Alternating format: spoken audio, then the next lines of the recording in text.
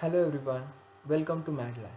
In this video, we are going to understand what is about data science and what is not data science. So, first we must understand what is not a data science. So, let's move forward.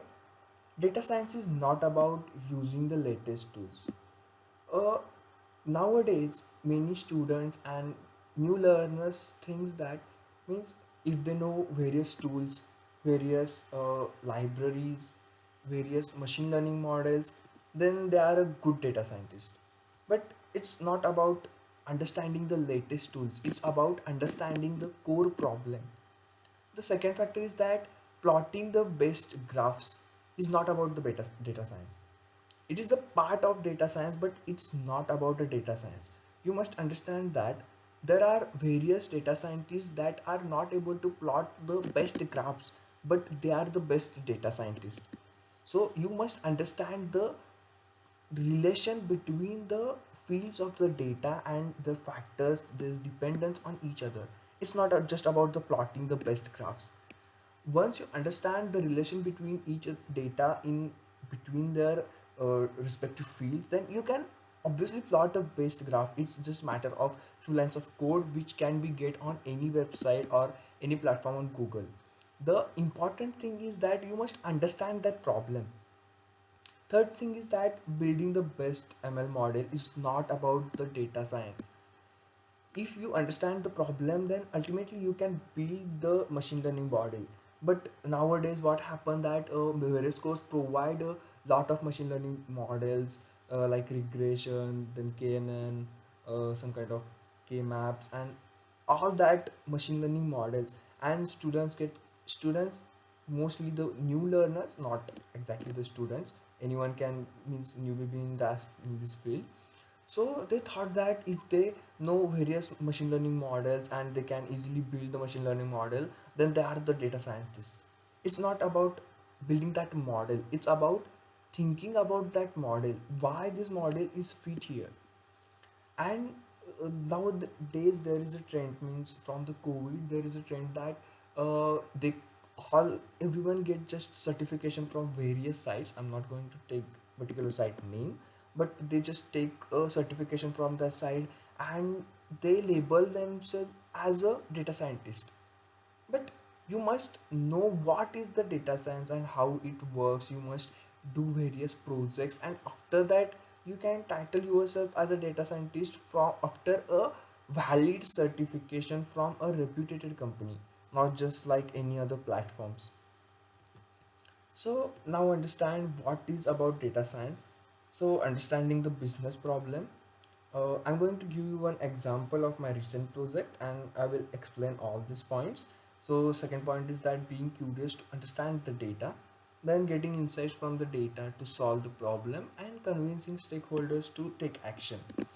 So recently I get a project from XYZ company. I'm not going to take any name, and they give me employee data about 60,000 employee data, and they want me to shortlist the employees which are capable to become a HR.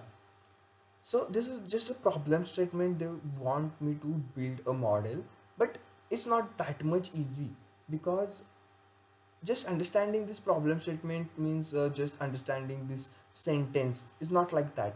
You must in depth go into that problem statement, means why they want HR, what is their current requirement, what HR can do, what have the power of HR, and like that. Means it's not about a general post. You must deliberately know about that post in that company only. Then you must understand the data, means how the fields are related. Some people might not people some employees might have get various training programs that are 2 to 3 training programs, and some people just get one training program. If the training programs are in a different field, then it's okay. But suppose that training program in the same field and some employee get 2 to 3 training program, it directly show that employee capability is not that much good. Because of that they get 2 to 3 training programs. And there are various fields like age, means suppose that some employees have 50 at their 58 age and they're going to take their retirement 60 age, then there's no sense, no makes sense that they can be HR, because after 2 years we recently need to change. If that employee is too much good, exceptional, then we can uh, promote him as a HR, means our model will recommend that it can be HR because he has that much skills.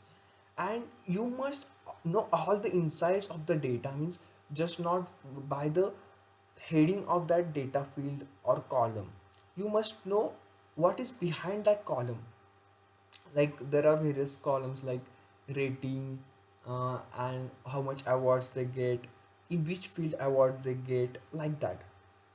And after all that, you must know how to plot the, means plot that all statistics, because this is the thing the data scientist must know. But it's not about data science means just plotting the graph.